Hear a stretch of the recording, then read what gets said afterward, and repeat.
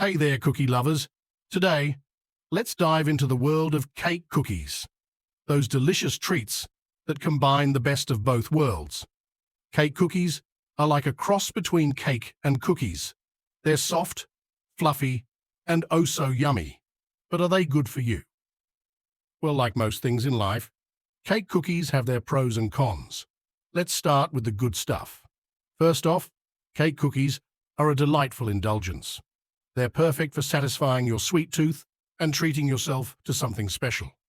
Plus, they're super versatile. You can customize them with all sorts of flavors and toppings, from chocolate chips to sprinkles to nuts. The possibilities are endless. And let's not forget about the joy they bring. Whether you're baking them with loved ones or enjoying them with a hot cup of tea, cake cookies have a way of spreading happiness. But, like any sweet treat, cake cookies should be enjoyed in moderation.